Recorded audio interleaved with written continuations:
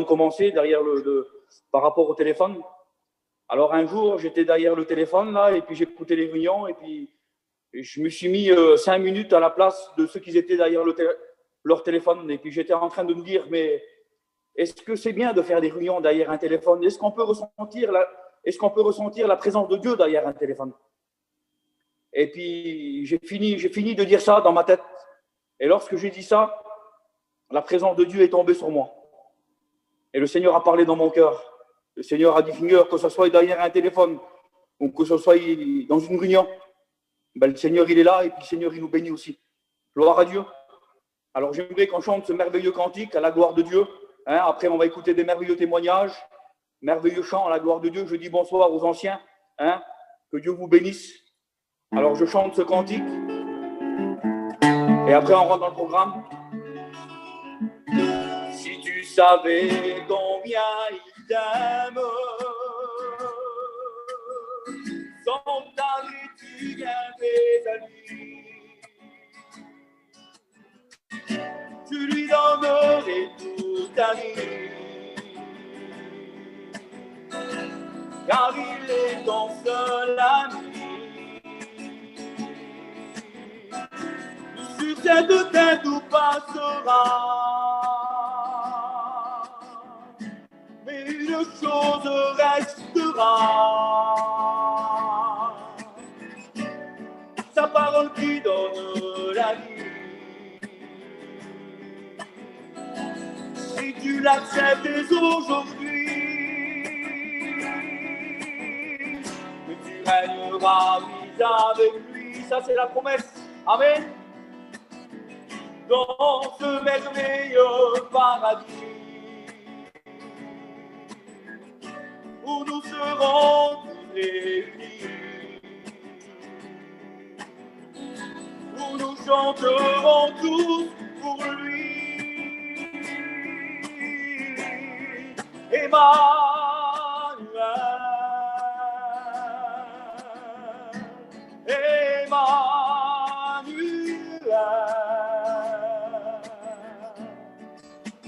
il s'appelle Emmanuel,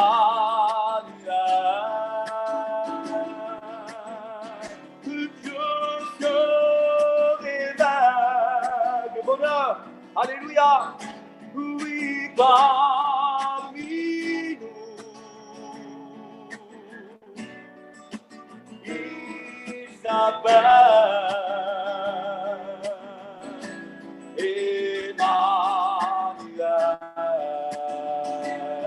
ensemble, une grâce particulière pour guérir tes blessures, une grâce particulière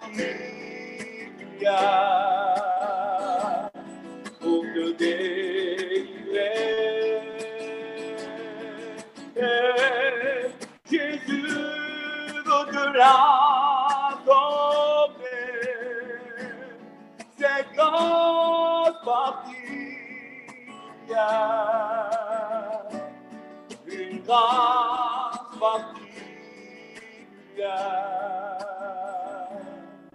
de m'a sauvé. Gloire à Dieu. Merci Seigneur pour cette grâce particulière.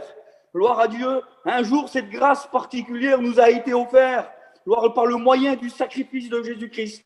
Quel bonheur, quelle joie que nous avons ce soir de pouvoir participer à cette réunion, mes frères.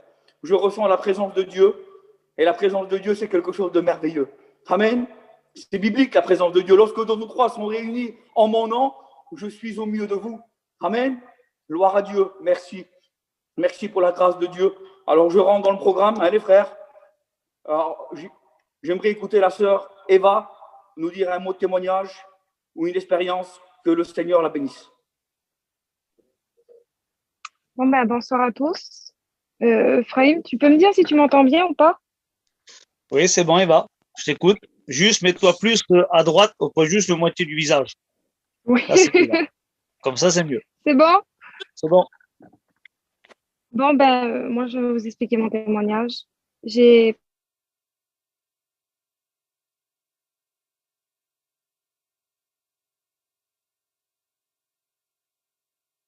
commencé à faire des angoisses.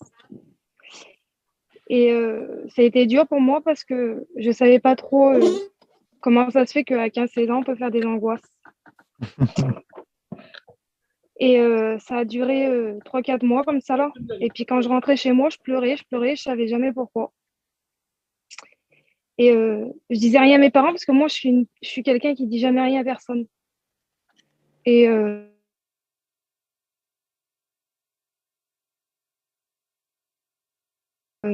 tu sais que le Seigneur peut faire quelque chose pour toi. Et moi, ce qu'elle m'a dit, je l'ai cru. Et j'ai dit, Seigneur, si tu changes quelque chose dans ma vie, je te suivrai. Et à l'instant que c'est que j'ai dit ça, là, j'ai pu ressentir d'angoisse, j'ai pu ressentir tout ce par quoi je passais tous les jours. Et, mais il y avait un autre problème, c'était que mes parents ils étaient catholiques. Et ça, ils ne l'ont pas accepté du tout. Et je n'osais pas le dire à mon père, moi, que j'étais devenue chrétienne parce que je connaissais sa réaction. Je savais que lui, au respect que je dois à tout le monde, il appelait ça une secte.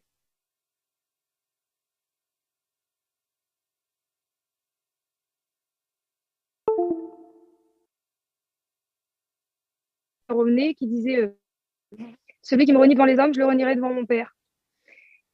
Et ça fait que je suis rentrée vers moi et j'ai dit Seigneur, si tu veux que mon père il sache que je suis chrétienne, il faut que c'est toi qui fasses quelque chose parce que moi, je n'arriverai pas à le dire de ma bouche. Et mon père, il est venu vers moi, il a dit comme ça, là, pourtant je l'avais dit à personne que j'étais chrétienne, ça avait resté dans mon cœur. Et mon père, il m'a dit je voudrais te demander si tu es chrétienne. Et là, ça m'a saisi, ça m'a choquée parce que 10 minutes avant, c'est ce que je venais de dire dans ma tête. Et là, j'ai pas pu reculer, j'ai dit oui. Et comme j'ai dit oui, il a dit ah bon, il dit bah, je pense que tu es chrétienne à cause de ta compagnie, alors il dit tu vas me donner.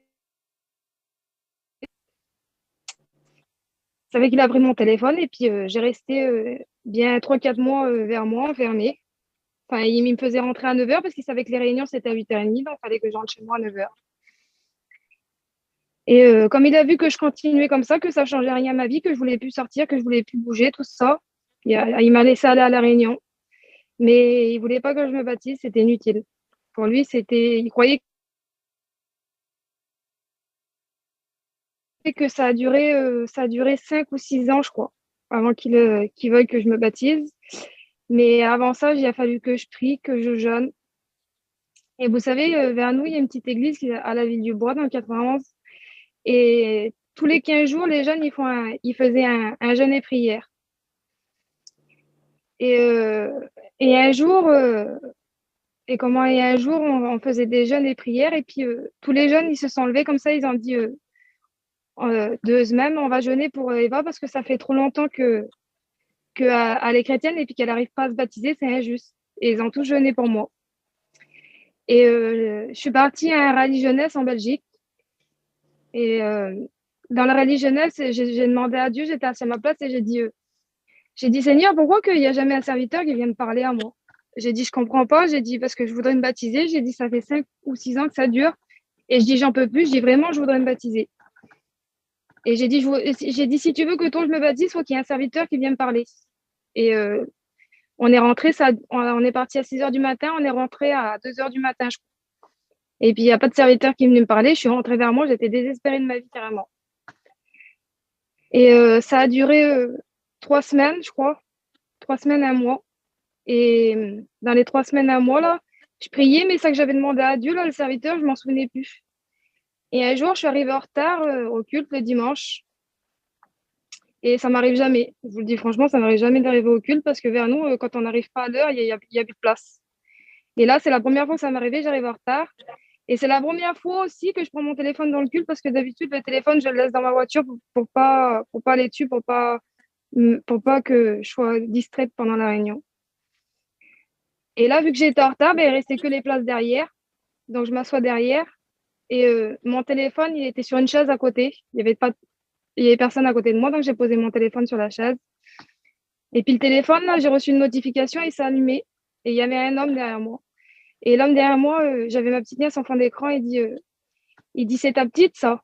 J'ai dit, non, je dis, c'est pas ma petite, j'ai dit, c'est ma petite nièce. Il dit, d'accord. Il dit, mais t'es baptisée, toi? J'ai dit, non, non, je dis, je suis pas baptisée. Il dit, mais t'es pas baptisée, tu viens au culte?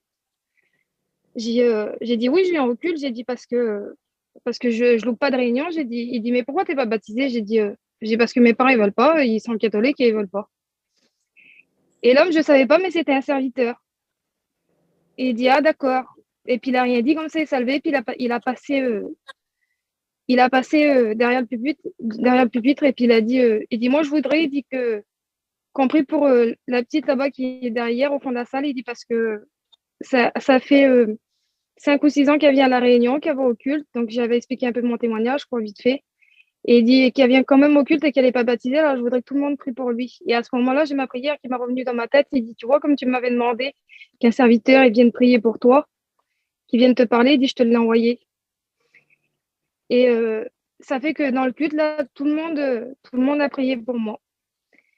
Et là, il est venu le moment qu'il fallait que je demande à mon père, parce que j'avais déjà demandé à mon père pour me baptiser, mais à chaque fois que je demandais à mon père, ça finissait toujours en bataille. Et à la fin, à chaque fois que je demandais pour me baptiser, ça finissait toujours qu'on criait, puis que je devais m'en aller, que tout ça là. Et là, j'ai été vers mon père, j'ai dit, Tata, je voudrais me baptiser. Et mon père, il m'a regardé, il m'a dit oui. Mais tellement qu'il m'a dit oui normal, comme si c'était inutile, là, ça m'a choqué moi-même. Et il est venu le jour que je me suis baptisée. Et moi, ce que je n'avais pas compris, c'est que je demandais toujours à Dieu comment ça se fait que ça avait mis si longtemps pour me baptiser, mettons. Et moi, j'ai ma sœur, elle était divorcée, ma sœur, elle s'est remariée. Et elle s'est remariée, ça faisait pas longtemps qu'elle était remariée, ma sœur. Elle s'est mariée avec un garçon qui était inconverti. Et dans la réunion que je me suis baptisée, quand je me suis baptisée, mon beau-frère, là, il a ressenti la présence de Dieu.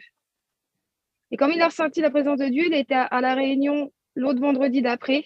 Et là, il a donné son cœur à Dieu et s'est baptisé, lui, derrière moi. Et après, plus tard, quand je me suis posé la question, comment ça se fait que ça faisait si longtemps que j'avais attendu pour me baptiser, le Seigneur m'a dit, tu vois, il dit, si tu t'aurais baptisé avant, lui, là, il n'aurait pas donné son cœur à Dieu. Il dit, tu sais, pour moi, tout ce que je fais, tout est compté. Même que ça paraît longtemps pour toi, pour moi, c'est pas long. 5-6 ans, c'est pas long pour moi. Donc, je voudrais dire pour celui, des fois, qui a pas de famille chrétienne ou qui est tout seul, qui peut pas se baptiser, c'est pas grave, c'est inutile tout ça. C'est pour Dieu. Comme Dieu, il fait quelque chose, c'est toujours en temps et en heure. Et puis, voilà. Que Dieu vous bénisse. Gloire à Dieu. Merci Seigneur pour ce merveilleux témoignage. Est-ce que vous croyez que le Seigneur connaît tout? Amen. La Bible nous dit que dans le cœur de l'homme, il y a beaucoup de projets, mais c'est le dessein de l'Éternel qui s'accomplit. Gloire à Dieu. Alors aujourd'hui, si tu es là, c'est la volonté de Dieu. Ce soir, il y a un homme qui a été choisi, un pasteur qui a été choisi, un ancien qui a été choisi pour pouvoir porter la parole de Dieu. Le Seigneur a choisi de pouvoir porter sa parole par l'ancien ce soir. Gloire à Dieu. Merci Seigneur, parce que le Seigneur a tout choisi, a tout planifié. Gloire à Dieu pour chacun. Alors ce soir, attends-toi à recevoir une parole dans ton cœur. Amen. En écoute Azer, nous chantons un merveilleux cantique à la gloire de Dieu. Gloire à Dieu. Merci Seigneur. On va fermer nos yeux si vous voulez. On va réaliser les paroles de ce cantique pour la gloire de Jésus.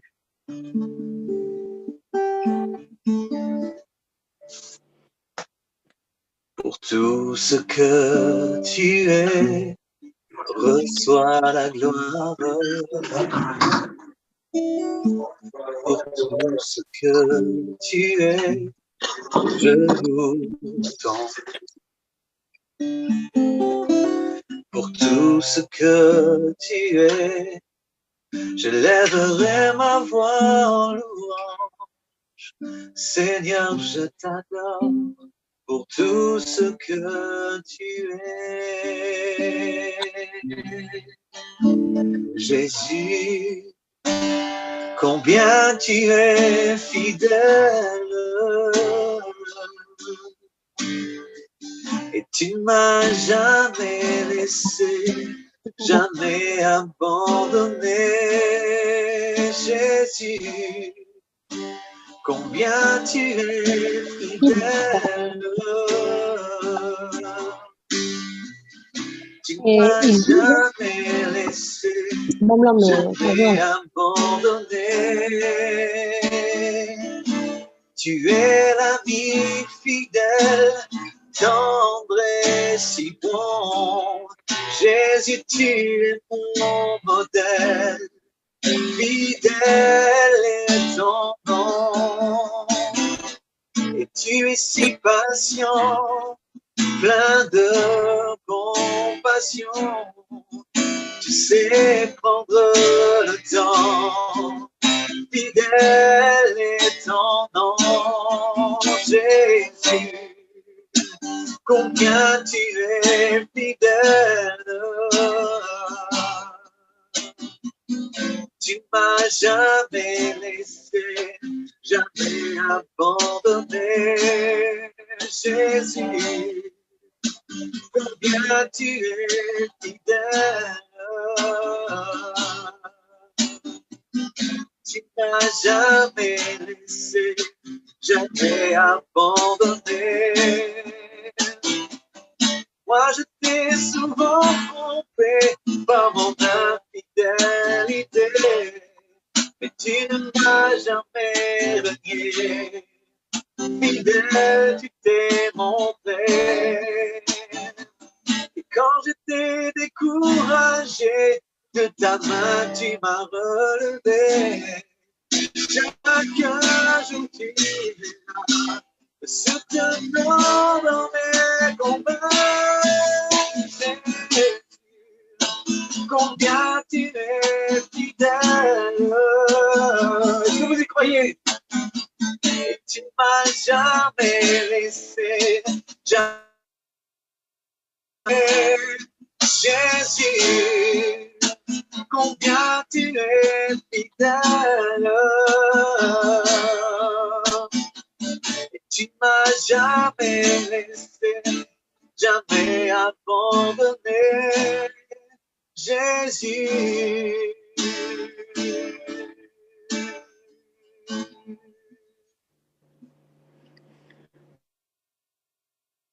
Merci Seigneur. Amen.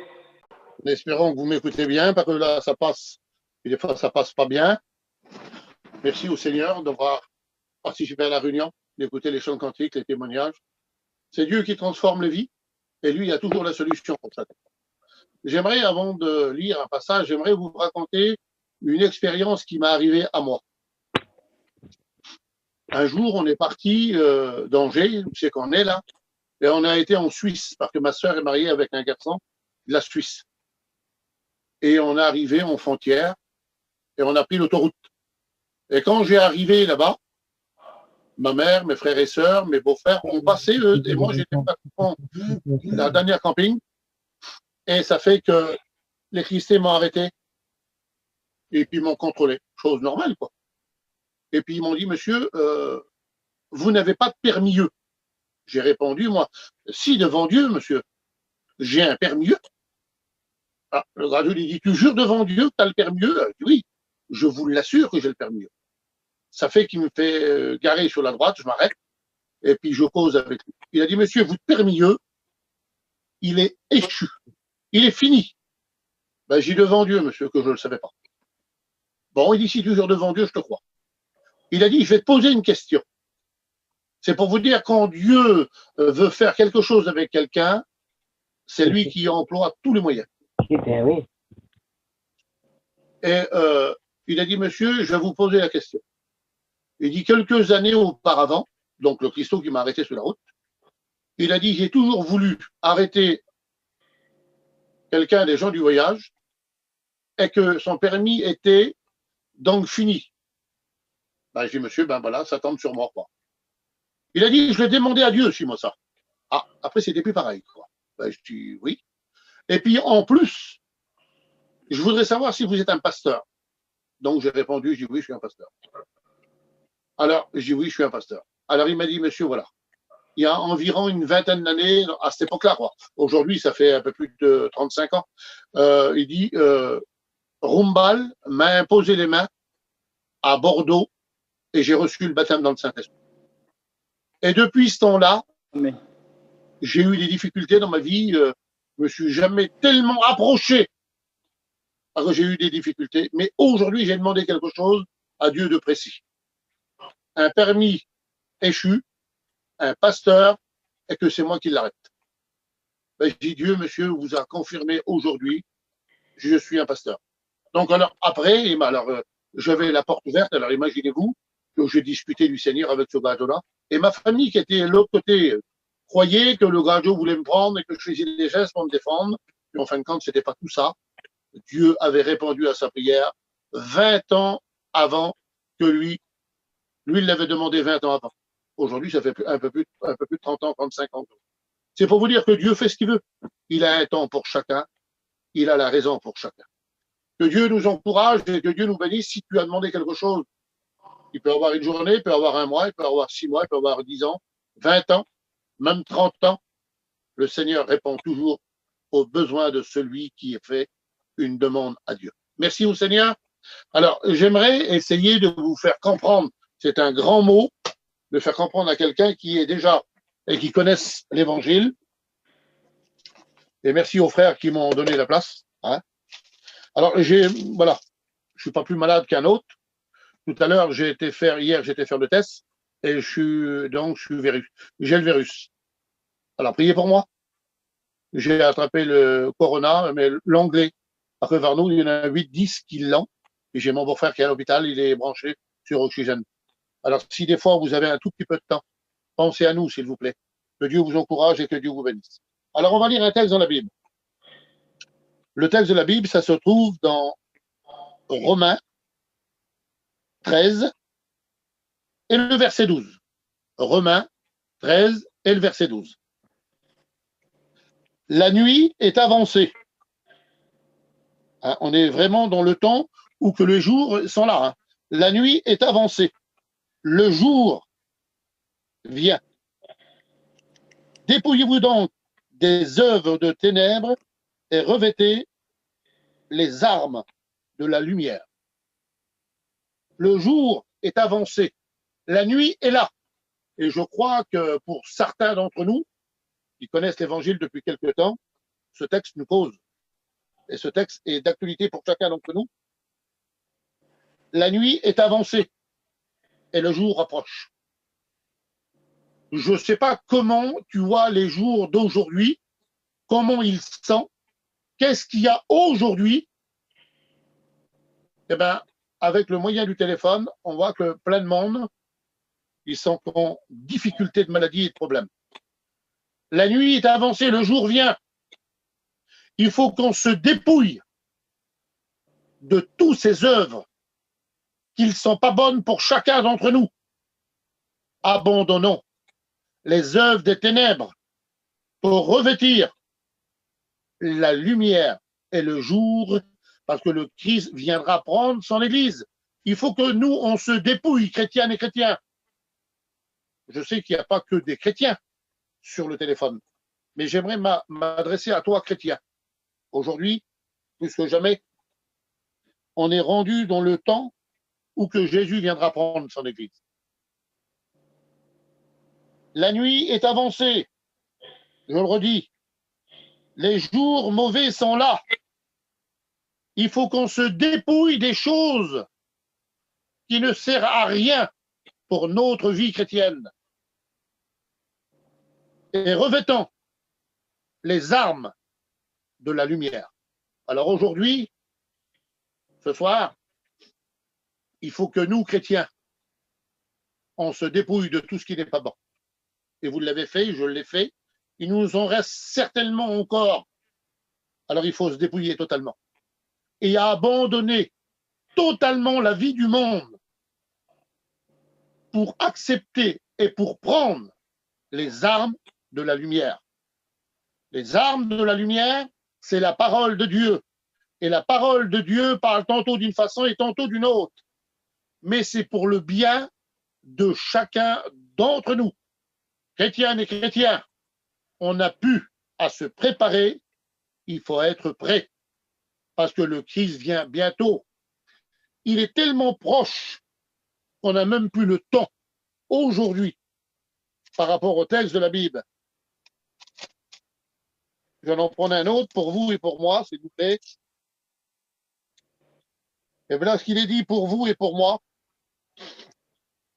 Parce qu'aujourd'hui, ça nous concerne à chacun. Hein. Nous avons besoin de combattre. Mais pour combattre, il ne faut pas qu'on combatte avec les œuvres des ténèbres. Nous n'avons pas lutté contre la chair et le sang, nous.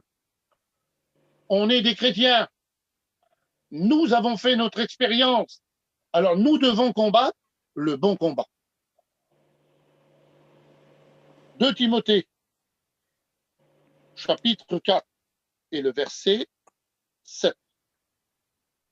J'ai combattu le bon combat. Il y a certainement un mauvais combat quelque part. J'ai combattu le bon combat. J'ai achevé la course. Il y a une course à emporter. Mais il faut être dans le champ. Il faut être dans le champ de bataille. Et pour combattre le bon combat, il faut des armes spirituelles. Et nos armes spirituelles, ben vous le savez en tant que chrétienne et chrétien, j'ai rien à vous apprendre.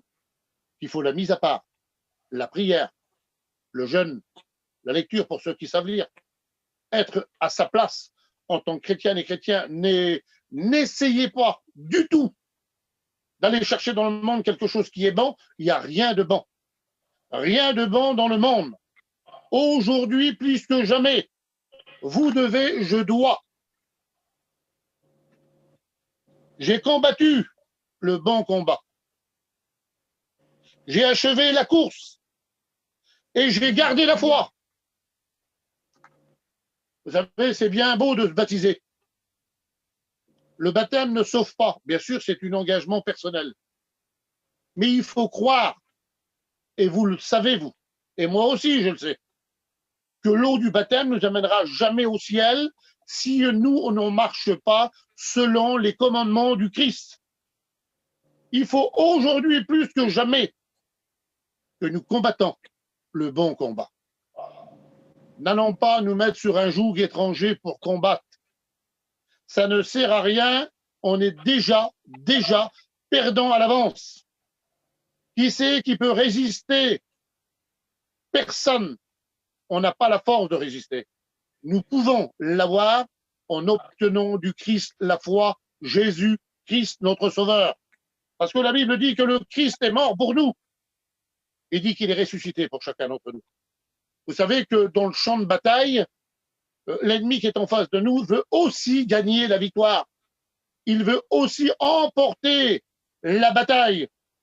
Mais nous, chrétiens, nous ne sommes pas seuls. Nous avons l'armée céleste avec nous. Nous avons Jésus avec nous. Nous avons le Père avec nous. Et nous avons le Saint-Esprit et tous les chrétiennes et les chrétiens avec nous pour combattre le bon combat. N'allez pas vous tromper d'adversaire, s'il vous plaît. Chrétiennes et chrétiens, bientôt, celui qui doit paraître, paraîtra. Et nous, l'Église, nous paraîtrons aussi dans la gloire de Dieu parce que nous avons combattu le bon combat de la foi. Et le combat de la foi se mène quand la Bible nous le dit. J'ai achevé la course. J'ai gardé la foi.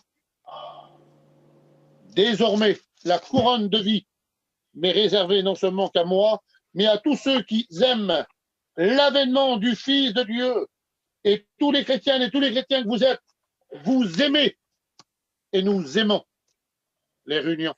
Nous aimons l'avènement du Christ, parce que bientôt il vient nous chercher. On n'a plus rien à faire sur cette terre. La terre, c'est une terre maudite. Le mot est un petit peu fort, parce que la Bible dit que la terre sera roulée comme un vieux manteau. Ça voudrait dire que la terre où c'est qu'on vit, elle va disparaître. N'allez pas prendre prise sur cette terre, car la terre ne vaut rien pour chacun d'entre nous. Elle vaut quelque chose dans ce sens-là, pour attirer les âmes, pour prêcher la parole de Dieu, pour aller voir nos frères et nos sœurs. Mais la terre par elle-même ne vaut pas grand-chose, à part que des problèmes et des difficultés. Éphésiens, chapitre 5, et le verset 16. Rachetez le temps, car les jours sont mauvais. Rachetez le temps, car les jours sont mauvais. Je ne sais pas comment tu es dans ta vie. Je parle aux chrétiennes et aux chrétiens. Je ne sais pas ce que tu attends. Je ne sais pas quel est le combat que tu mènes. Je ne sais pas si tu as réellement dépouillé des œuvres de ténèbres pour revêtir les armes de la lumière du Christ. Aujourd'hui, mon frère, ma sœur, rachète le temps. C'est pas passer des heures devant la télévision. C'est pas passer des heures devant l'ordinateur. C'est passer du temps avec le Christ. Passer du temps avec le Christ, c'est l'aimer pour ce qu'il est. Pas pour ce qu'il nous donne, mais pour ce qu'il est. Il est tout pour chacun d'entre nous. J'ai la foi exactement comme vous, moi. Je crois que je vais partir à l'enlèvement de l'Église. Je crois que bientôt le Christ viendra me chercher. Je crois que tous les chrétiennes et tous les chrétiens iront au ciel avec Christ, Jésus notre Sauveur. Là, aujourd'hui, maintenant, ce que vous cause, combien de difficultés il y a dans le monde, combien de problèmes il y a dans le monde, combien de chrétiens souffrent, combien de pasteurs souffrent, combien de frères sont souffrants. Alors, s'il vous plaît, la terre, laissez-la de côté. Appelons le Seigneur Jésus. Comme dans l'Apocalypse, il dit, viens, Seigneur Jésus, la prière des saints. Je demande à tous les chrétiens et à tous les chrétiens, pas parce que c'est moi qui vous le dis, mais parce que la Bible dit qu'il faut être prêt à son retour. Et le retour, c'est bientôt. Bientôt, Jésus paraîtra. Et moi, Pierre, et l'Église, et tous les chrétiens et tous les chrétiens, on va paraître avec lui dans la gloire de Dieu pour l'éternité. On n'aura plus besoin de pleurer. On n'aura plus besoin d'avoir du mal en nos corps. On n'aura plus besoin d'aller voir un tel ou un tel parce que tous seront ensemble avec le Christ. Nous serons avec lui et quel bonheur, quel bonheur. Nous serons à table avec eux et nous pourrons souper avec eux. Jésus lui-même sera là et tous ceux qui nous ont devancés seront là aussi avec nous. Tous les chrétiens, tous les patriarches, tous les apôtres, tous les prophètes de l'Ancien au Nouveau Testament, aujourd'hui, les chrétiens sont dans la gloire de Dieu, ceux qui sont partis avant nous. Loupons pas, s'il vous plaît. Je vous le conseille de ne pas louper ce bon rendez-vous. Le rendez-vous, si tu t'as dépouillé des œuvres de ténèbres et si tu as revêtu les armes de la lumière, alors à partir de ce moment-là, et si tu as racheté le temps, et si tu t'es mis à part, et si tu as combattu le bon combat, la Bible dit que la couronne de justice te sera réservée à toi, chrétienne et chrétien. Et nous le savons aujourd'hui, que bientôt, l'Église partira. Il y a aussi pour nos amis, et puis on va leur donner un petit mot aussi pour chacun. Et puis je crois que pour vous et pour moi, c'est cette chose-là qu'il faut. Car la prédication de la croix est une folie pour ceux qui périssent. Mais pour nous qui sommes sauvés, elle est devenue une puissance de Dieu. Amen. Alors, auparavant, on était des gens des ténèbres, on était des gens qui vivaient dans le monde, on était des gens qui étaient perdus dans le monde. Mais lorsque nous avons trouvé Jésus, notre nom est inscrit dans le livre de vie. Et la Bible dit, je n'effacerai point ton nom qui est marqué dans le livre de vie. Quel bonheur! Alors la prédication de la croix est une folie pour ceux qui périssent, mais pour nous qui sommes sauvés, elle est devenue une puissance. Veux-tu ressentir ces puissances dans ton cœur? À toi, mon ami, viens tel que tu es. Abandonne ta vie, la vie du monde. Abandonne-la. Laisse-la de côté. Nous avons trouvé mieux. Et ça, c'est pas de la prétention, c'est de la foi. Nous avons trouvé mieux que le monde. Le monde nous a rapporté que des problèmes et des misères et des soucis. Il y en a plein sur ce réseau. Il y en a plein qui passent par des problèmes. Il y en a plein qui pleurent. Mais nous serons consolés pour l'éternité avec le Christ Jésus. Sur la terre, vous ne pourrez pas, mes amis. Vous n'avez pas de choix sur la terre. Parce que la terre, c'est marche ou meurt. Et aujourd'hui, Jésus te propose de vivre avec lui pour l'éternité si tu l'acceptes. Range-toi du côté du Christ. Mets-toi du côté du Seigneur Jésus. Dire, Seigneur, si la prédication de la croix est une folie pour le monde, mais pour moi aujourd'hui, je l'ai compris, elle devient une puissance de Dieu. Celle-ci qui m'accompagnera, celle-ci qui va m'accompagner, celle-ci qui va me soutenir, celle-ci qui va me relever, celle-ci qui va me prendre par la main, celle-ci qui va bénir mon foyer, mes enfants, ma compagne, ma famille. Oui, la prédication de la croix est capable de toucher ta famille entière. Toi, tu es le moyen. Moi, j'étais le moyen que Dieu vienne au secours de chacun et que Dieu nous bénisse à chacun. Or, la vie éternelle, c'est qu'ils te connaissent, toi, le seul, le véritable Dieu. Ça voudrait dire qu'il n'y a pas d'autre Dieu. Il n'y en a qu'un seul, celui qui a envoyé son Fils, Jésus à la croix. Jésus est mort pour toi, mon ami. Jésus est ressuscité pour toi, mon ami. Jésus est mort pour pardonner tes péchés, mon ami. Jésus t'appelle tel que tu es. Viens aujourd'hui. Si tu entends ces paroles et si tu les mets dans ton cœur et si tu les mets en pratique, alors à partir de ce moment-là, oui, la prédication de la croix agira pour toi de cette façon-là, comment elle a agi aussi pour nous. Aujourd'hui, nous sommes des chrétiens. Nous avons accepté Jésus, le Christ Sauveur. Et puis aujourd'hui, je voudrais essayer de finir sur ces mots. Pas aller trop loin, pas vous embêter, mais tout simplement ça. Je le redis encore. Or, la vie éternelle, c'est qu'ils te connaissent, toi le seul vrai Dieu. Or, la vie éternelle, ça voudrait dire qu'il y a une assurance et qu'il y a une vie éternelle bientôt. Sur la terre, 70, 80 ans, pour l'homme, la femme la plus robuste, l'homme le mieux, la femme la mieux, n'a jamais souffert, allez, 100 ans. Mais qu'est-ce qui est 100 ans à côté de l'éternité? Or, la vie éternelle, c'est qu'ils te connaissent. Parce qu'il y a une vie éternelle. Et celle-ci, il ne faut pas que tu la loupes. Celle-ci, il ne faut pas que tu la loupes. Celle-ci, il faut que tu l'acceptes telle qu'elle est. Merci au Seigneur Jésus. Encore un peu de temps. Et celui qui doit venir viendra et il ne tardera pas à venir. Je vais arrêter sur ces quelques mots. Demander la grâce du Seigneur pour chacun. Demander la bénédiction pour chacun. Rappelle-toi, mon ami, tu as tout à gagner avec le Christ. Dans le monde, tu as tout à perdre. Tu pourras avoir des millions d'euros. Ça ne t'amènera pas au paradis. Ce qui t'amène au ciel, c'est que tu dis oui à Dieu et que tu abandonnes ta vie. Dépouille-toi. Il faut que tu te dépouilles des œuvres, des ténèbres, pour que tu revêtes la lumière du Christ. Et la lumière du Christ, elle frappe à ta porte. Alors, sur ces mots, je vous engage à accepter le Christ, à demander pardon à Dieu pour passer l'éternité avec lui. Alors, juste sur ce mot, et j'arrête ma promesse. Il dit, je frappe à la porte de ton cœur. Et si tu entends ces mots, alors moi et mon Père, nous viendrons souper avec toi. Et quel bonheur de l'avoir comme ami, Barodé, de l'avoir comme copain, de l'avoir comme trésor. Je frappe à la porte de ton cœur. Et si tu voudrais maintenant ouvrir la porte, il dit, moi et mon Père, nous viendrons chez toi. Nous viendrons souper avec toi. Et quel honneur d'avoir Jésus à sa table. Et quel honneur de l'avoir dans son cœur. Et quel honneur de l'avoir comme sauveur. Celui qui a pardonné mes péchés à moi, Pierre. Celui qui a donné un sens à ma vie. Puis j'ai passé par plein de misère. J'ai passé plein de problèmes. Mais j'ai combattu le bon combat. Aujourd'hui, si le Christ viendrait, je partirai avec lui. Parce qu'il a frappé à la porte de mon cœur et j'ai dit oui. Que Dieu vous encourage, que Dieu vous bénisse, que Dieu vous soutient et que Dieu donne satisfaction à votre cœur à chacun. Voilà. Si un frère veut prier le Seigneur pour la réunion, ben faites-le s'il vous plaît, que Dieu vous encourage. Et merci à tous, que Dieu vous bénisse à chacun. Amen. À Dieu soit la gloire. On ferme nos yeux.